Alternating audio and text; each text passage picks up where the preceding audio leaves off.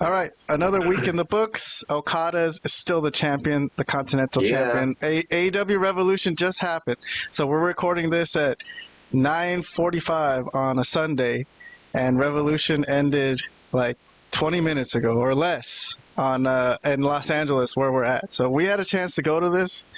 If it was on a Saturday, we would have gone probably. But I think on a Sunday, we were like, no, we have to do this podcast. This is the time we do this pod. No, that's not really why, but I had work. Well, I didn't really watch today's show. I'll just tell the peoples that I went to work today. I had a job. I have a job. I can't just watch wrestling all day. I wish this was my job. I'm trying to make it happen. We need more subscribers, man. But yes, I didn't get to watch the show. I had to be at work. But I followed along, and I know the booking. I know what happened, and I know basically I saw some of it, some clips. So we'll talk about it. We'll talk about the booking as best as we can without having seen it. Should we start with that or no? Because I have an itinerary on our blog post for episode 151. I'm starting with WWE.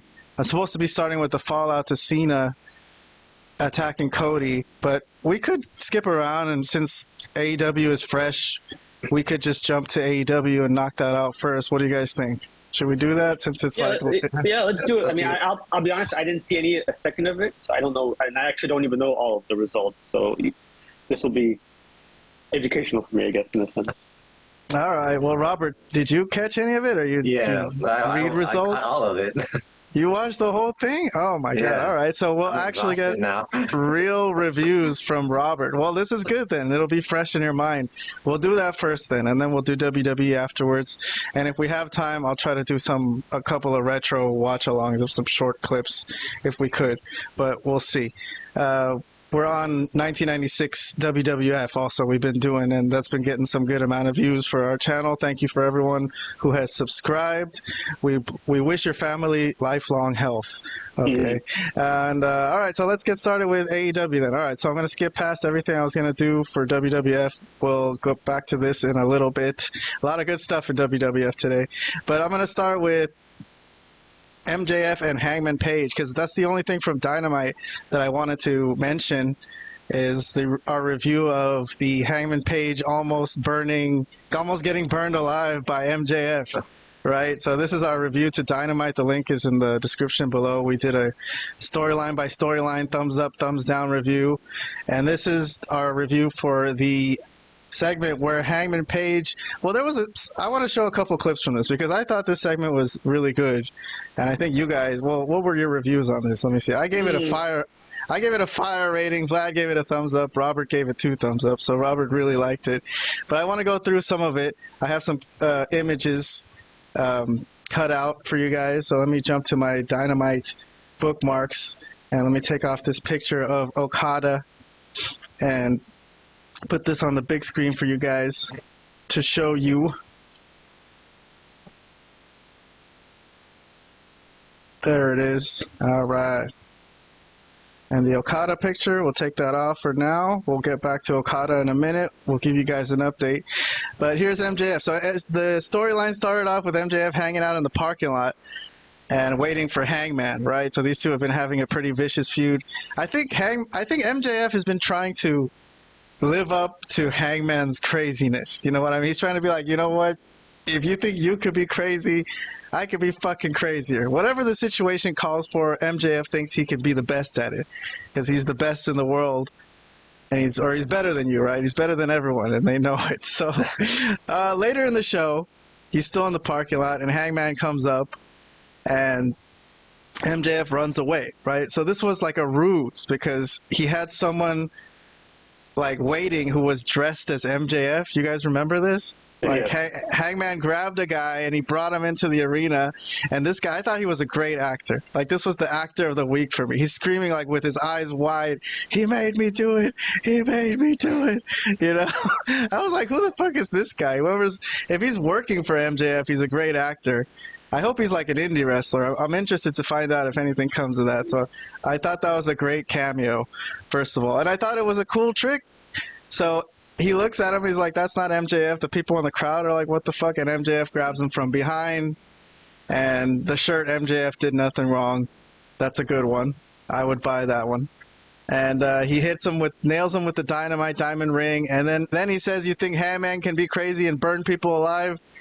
And then he was about to do it. He puts lighter fluid on him, and he was going to burn him alive, I guess. And then this is the first time in history I've ever seen like security actually come out with a sense of urgency and actually try to stop. It looked like they put all their force, like, you know, like it made sense, like the situation called for, you know, like this guy's going to kill this guy, get in there and stop him. So but they never do that. This is literally the only time in my life I've ever seen this. So, all right. That's. I mean, I thought that was a good match, a good segment, a good storyline. If you guys don't have any comments about that, I'm gonna skip to the Hangman MJF match from Revolution. What do you guys think? So, just one quick comment. I did really like this. I do have to disagree with one of your takes, though. You said that guy, that MJF lookalike, was the best actor of the week. I would have to give that title to Bianca and Naomi, personally. But he can have third place. I'll give him third place. Okay, that's true. That's true. Good point. All right, Vlad, anything from you before we move on to what actually happened on Revolution? I'll also try to be quick. It was a ridiculous segment. Was it entertaining? Yeah, but come on, just setting a guy on fire. The only reason I gave it a thumbs up is it was entertaining, and yes, WWE in the past has been guilty of stupid stuff like this too, so I can't specifically say this is just an AEW problem, but yeah, you're not going to fucking set a guy on fire on TV, okay? Yeah, that's just not going to happen in any... So the realism goes out the window. I mean, it's happened before. Jack Perry got set on fire, so I would have believed it, but okay. All right, let me move. I get your point. Unfortunately, he didn't stay on fire, but... Oh, don't say that. Don't say that. This is all in good fun. This is all in good fun. Yeah, well, yeah, it's a joke, yeah. All right. Well, let me take this TV off and let me go back. So I'm going to jump to our Revolution. Well, this is going to be our Revolution review, but for right now, we just have results. And let me see. Oh, this isn't even a hyperlink. Go to page. All right. So we got results. So this was the first match of the night. Hangman Page versus MJF. And Hangman defeats MJF, and this is the only match of the night that I actually pulled a clip for because it was earlier in the night, so I had time while I was at work to download this, and there's no reviews. Okay, so let me just pull up the TV again, and let's see what we got for this one. I need some bumper music for when I play music, so it gives me, or when I play a video. All right. Hangman Page and MJF. All right, so basically they had a long, hard fight, and Robert saw this. Vlad says he didn't see anything from it. Yeah. And I think MJF had Hangman, as far as I could tell, out for a 10 count, and Hangman beat the 10 count. And this frustrated frustrated MJF. Sorry. And this is where MJF kind of lost his focus. And he started screaming, why not me? Right? Why him? Why not me? Like, he was starting to break down, like, why is everyone love? I think he was trying to say, like, how does everyone love? Yeah. Why does everyone love Hangman? Why is he the face of the company? Why is he the man? Why does he get to be the man? And then what? He goes. Yeah. That's idiocy. Complete idiocy. Nobody thinks that Hangman Page is the face of the company. Well, apparently Tony Khan does, because Hangman's going to win this match clean. And that's the thing I want to get comments from y'all about. So here's how the ending happened, Vlad. It was a heat seeker. So MJF was going to go for another move, and Hangman didn't let him do it. He kind of like overpowered him and held him up and walked into the ring with him. It's pretty, impressive strength-wise, I guess. I'll put it that way. Okay. And then he gives him the Dead Eye? Is that called? Dead Eye. Yeah. The Dead Eye. And then he get Christopher Daniels tribute, the Angel's Wings. I don't know if you remember this move from TNA, Vlad, but dumps MJF right on his head. Boom, right in his fucking face. Wow, that one actually looked like it hurt a little. Yeah, and then they milked it for a while. He's like, I got him. And then he looks at him and all that, and he buckshot lariats his ass. and pins him 1, 2, 3. So MJF with the win. I consider that pretty clean, right, Robert? I didn't miss anything. Hangman for the win. I'm sorry, Hangman with the win. Clean win. So ridiculous. All right, well, Robert, for you first, since you actually watched the entirety of the match, here's the Crypto.com arena to right after MJF loses to Hangman Page. Robert, go ahead. Right. So the match was really, really good. Now the result itself was a little surprising.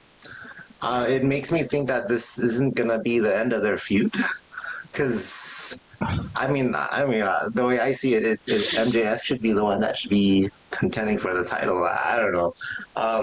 It seemed like that was, the projection for his 2025 is he would go after the title. So why lose to Hangman? I'm not sure. I'm assuming they're going to continue this feud, and then eventually MJF will go over. So that being said, I was a little surprised by the result, but it was entertaining regardless.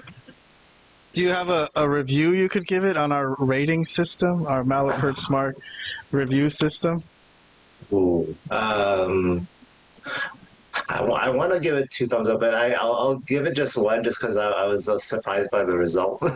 I thought MJF was going to go over on this one. All right, thumbs up from Robert. I'm going to update the review sheet right now while I get comments from Vlad. So Vlad, You didn't see it, but you're knowledgeable enough on wrestling to just comment based on the booking and stuff. Exactly. So what do you think? Well, right, as you said, I can't comment on the match quality or if I would have enjoyed it or not, but I can comment on the booking. I don't get it. I don't understand it well. I'm not a Hangman fan. I don't really see much there. I think he has a good look, but he's not really a captivating character to me. And there's only really a handful, or if that, in AEW that are. And the one main one is MJF, which they really should be pushing. But if Robert is right that this is just like the beginning of a feud, fine. That's fine. And MJF goes over at the end, okay. But as Kehan said, this is Tony Khan, and maybe he thinks Adam is the man in this company. I don't know what Tony Khan thinks. So, yeah, hard to say, but obviously surprised with the result. I think that's definitely what it is. I think that was a lot of what MJF's emotion coming out when he was yelling, "Why not me? Why not me? Why him?" Well, it was so ridiculous because why would he even care? First of all, he shouldn't even care about that stuff. He never did before. So he cares. He's a competitive guy. He doesn't want to show up to the arena and get told, "Hey, Hangman's going over." What the hell do you mean Hangman's going over? Clean too. Oh, I thought we were keeping kayfabe. No, okay. I thought we meant it in character. Why would his character care? Yes, obviously, I'm sure he cares that he lost the match and that he was told that he was going to the match. But well, I'm not going to even talk about that part of it. I thought we were like keeping kayfabe in the sense of like, why would his character care so much when he's a dastardly heel? His character cares. He's obviously showed throughout, even kayfabe wise, he's showed that his character cares about the fans liking him. He actually does care. That's why he's a mean asshole and all that. But regardless of that, in real life, I do think Tony Khan is putting Hangman. But what I don't get about that, like, I'm okay with that. I'm like, that's fine. Like, to me, I like Hangman. Unlike you, I think he's fantastic. Well, that being said, even if I say that, Hangman Page was booked to lose to Jay White twice in a row last year. True. That's true. And a lot of other bullshit losses where it was like, what the fuck are you doing with Hangman Page? And that was a period where I didn't know what the fuck was going on with that. You know what I mean? He seems like a loyalist. He seems like a guy that it could never leave. So if you are going to push someone and make them like a champion, I would make it him but that's what confuses me about the booking. It's like, okay, if you're saying Hangman's the man, then why'd you make him lose to Jay White twice clean last year? Like, it just, I don't know. That's why, like, I think MJF needed the win more. MJF is on the way back. He's on the way up, trying to get back into the title scene. He got his ass whooped by Adam Cole's crew at the end of that feud and looked like shit. and then again now loses to Hangman Page clean after a nervous breakdown. So I don't know. Maybe there's some kind of character arc that they're trying to work here or something, but I don't know. Yo, okay. What is he, Raven? What about me? I'm as big a Hangman Page fan as anybody, but even I'm confused by this. I don't agree with it. I think MJF needed the win more, and I think Hangman has shown that he can take the loss. Sorry, guys, I can't hear you. All right. Log out and log back in. Go ahead. As we wait for Robert to log out and log back in, I guess he has an audio issue sometimes. Let's go ahead and move along to the second storyline of the day, and hopefully Robert will be back. We'll just run through the results. I don't have any more clips, and I don't really want to talk much about anything else in detail, honestly. But Mercedes Moné retains the TBS title against the International Women's Cup winner, which was Momo Watanabe. So, as I was telling you, Vlad, oh, yeah? I mean, there was a video package, and then it seems like Billy Starks was watching from the back. Who I'm a big Billy Starks fan, but I understand the people who say she hasn't been on this show. But if Tony Khan books the show kind of like as if people watch Ring of Honor. Like there's storylines that come from Ring of Honor into Collision and then leak into Dynamite. That's why people are like, they don't know what's going on in the review. I'm like, well, you got to watch all these shows to really know what's going on in Tony Khan's world. But okay, Robert, you're back. Did you have any thoughts on the Mercedes Momo match? Like a quick thought, I guess. We're running through all this as quick as we can. So okay, I don't really know anything about Momo Watanabe, and I don't know much about this build either. So I'm just judging the match itself. It was fine, nothing too spectacular. So I would probably give this like a Orange Cassidy thumbs up. A half thumbs up. All right. Well, the only thing I'll say about Momo is that when I saw her in Wrestle Dynasty and when she won that match to win this title shot, she had like a henchwoman who was like a white girl that had a baseball bat. And then that totally disappeared this time. So that was kind of like sad for me that was missing. I thought that was kind of a good little twist that she had to her character. But okay, moving along.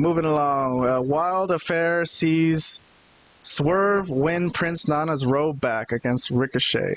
Okay. All right. So this was a match to become the number one contender as well to the AEW World title.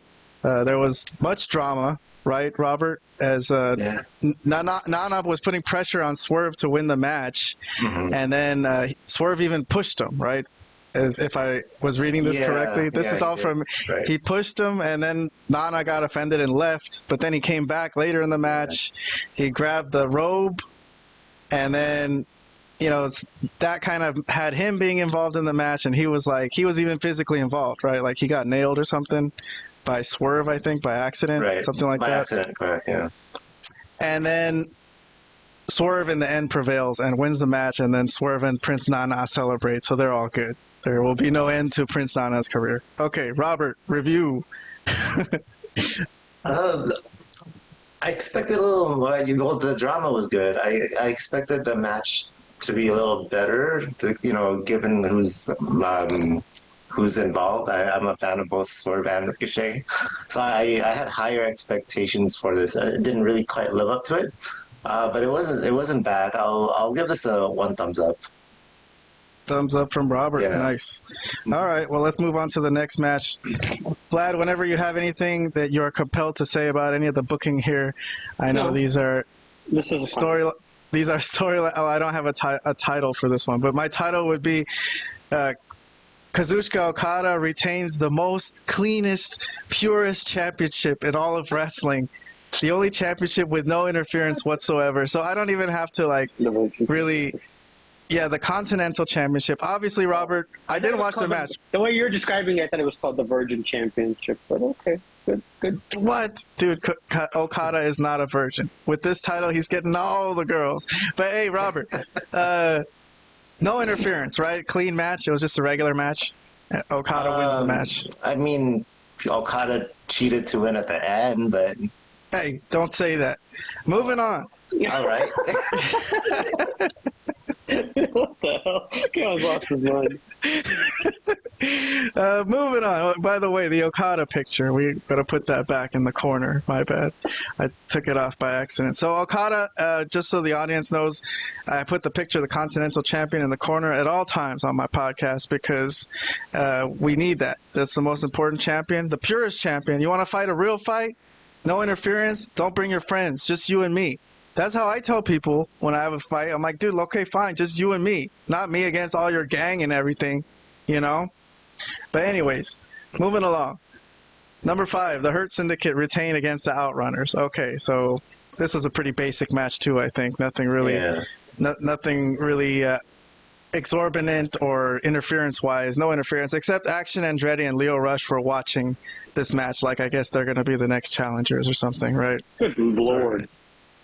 Okay. I like the Outrunners. I would have mentioned since this is the week in review, that 80s style music video they did on Wednesday where they were working out and getting ready for this. I thought was really nice. You know, it looked exactly like it was from the 80s, and I thought it was cool. It was straight out of Karate Kid, Vlad. You're a Karate Kid fan, right? Come on. What is your problem with the Outrunners? The Outrunners are cool. They're goofy. They're goofy. They're goofy? Dude, come on, man. Look at them in the picture. They're goofy. Asking me with a straight face if they're goofy. Look at this. Look at these guys. What the hell are you talking about? I'm not going to say any more than that. All right, let's move along. Robert, did you have a review on that one, or you want to give a thumbs up, thumbs down? I'm gonna give this a 0. Just to be fair, I didn't really pay much attention to this match. It didn't really get my attention. So, just to be fair, I'll give it a 0. But I did like the music video from that they showed at Dynamite, though. Yes. I saw your good rating on that one. All right, next one. Toni Storm and Mariah May have a Hollywood ending. All right, so this is the big Fall Count Anywhere no disqualification match, right? And Luther accompanied Toni Storm to the ring, it seems. Toni Storm won it, and it was a really violent affair, right, Robert? Yep.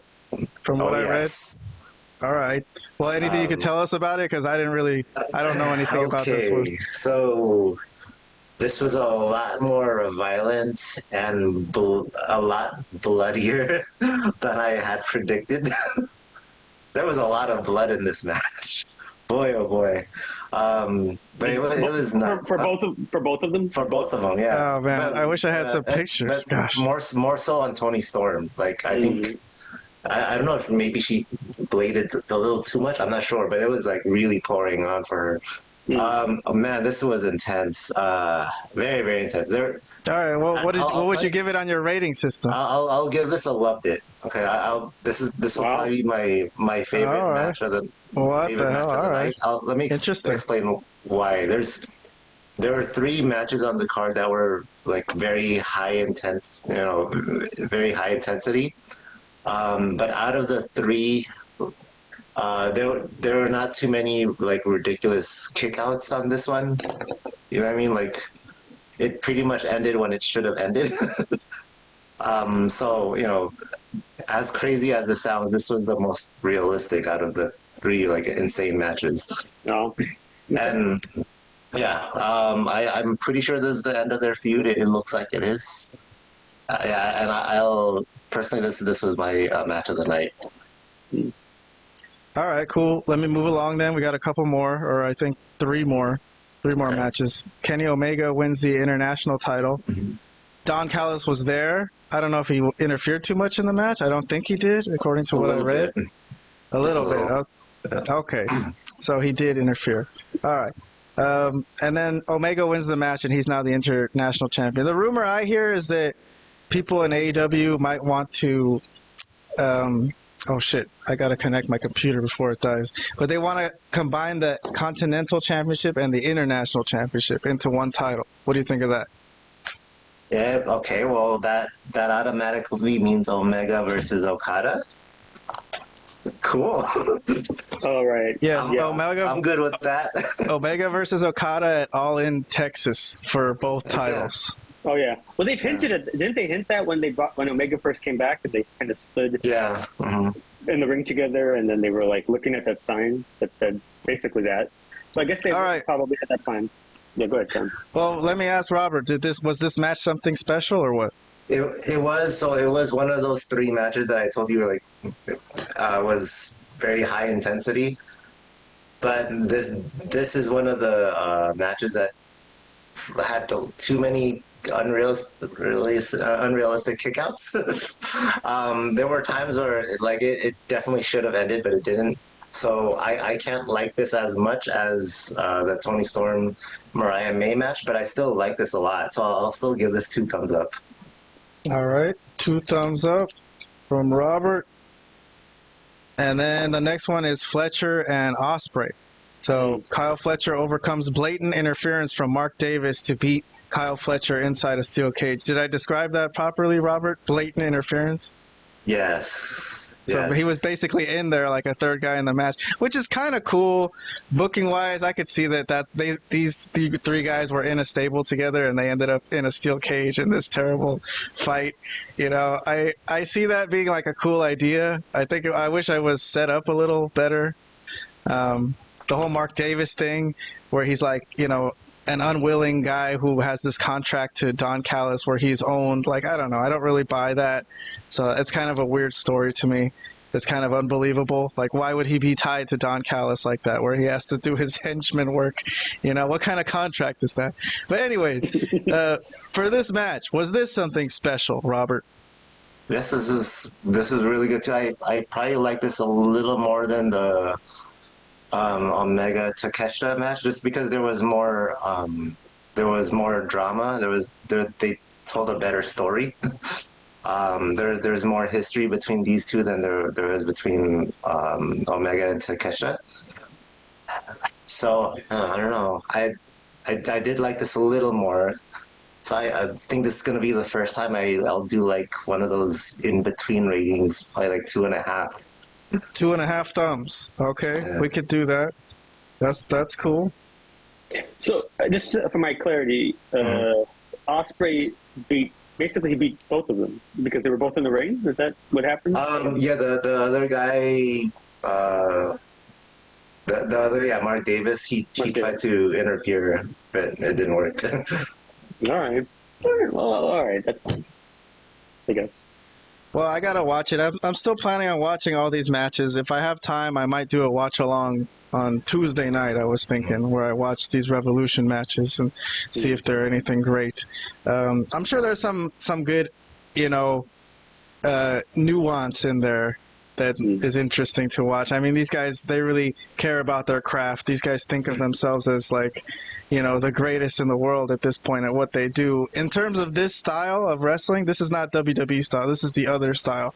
Fletcher and Ospreay are as good as it gets, right? They do that style. If you want them to do that style, they're as good as Kenny Omega, Will Ospreay, and even Kyle Fletcher.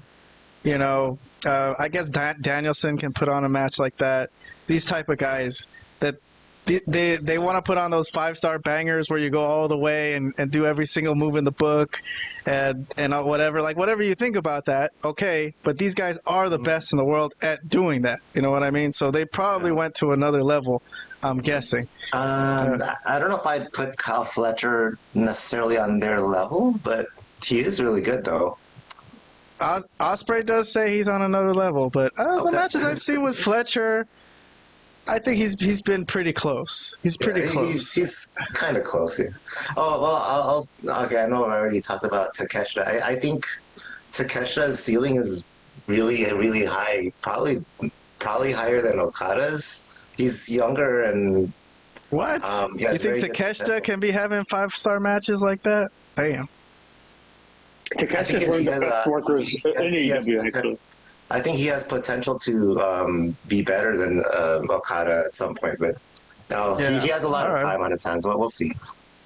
Yeah, well, I still want to see it. I still want to see him do that match where he has the 3 kickouts out of finishers, and see if he can actually pull it off before I give him that. So okay. I think he does have potential, but yeah, let's see. All right, number 9. I don't know if you guys just saw this shit, but this was fucking crazy. I didn't see any of it, but Christian cashes in Casino Gauntlet during main event, making match a triple threat match.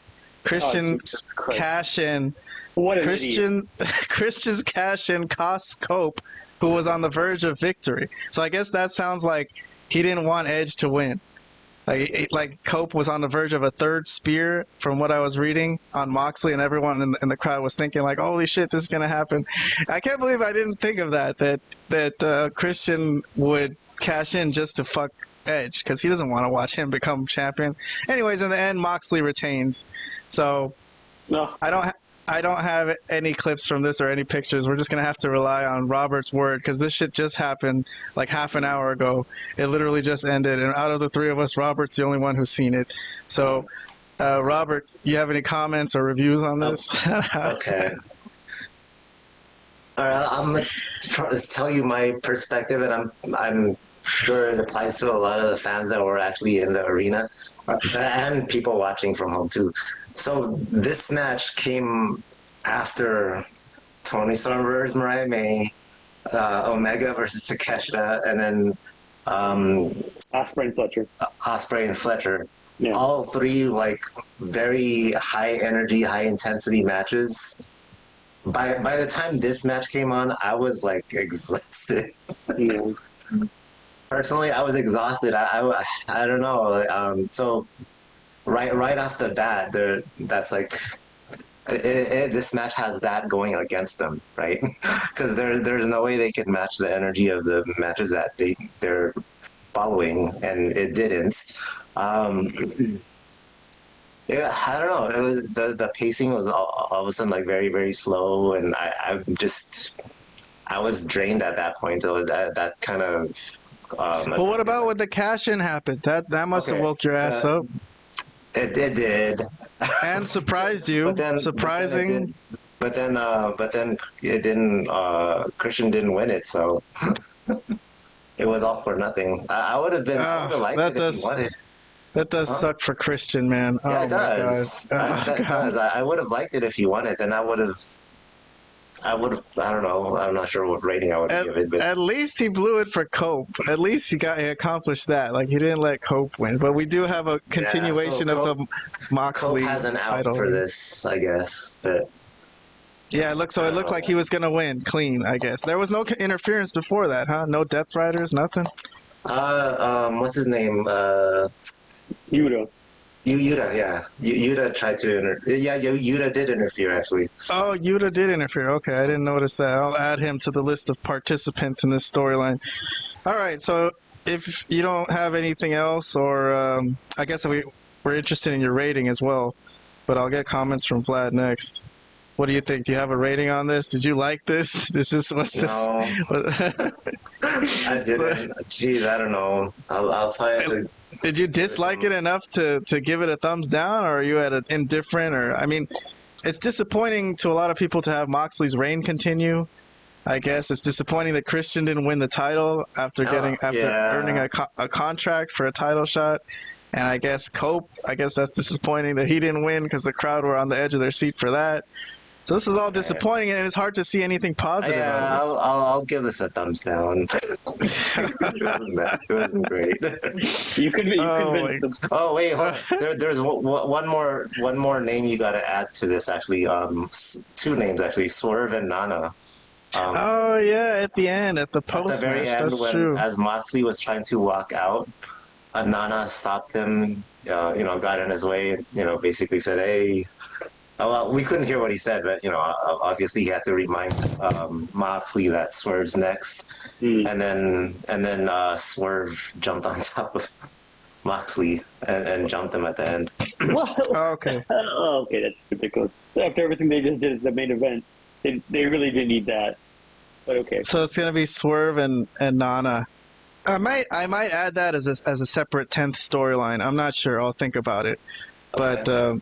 But yes, so because that is separate, because Swerve hasn't been involved with anything to do with Cope or the Death Riders yet. This is like a brand new feud.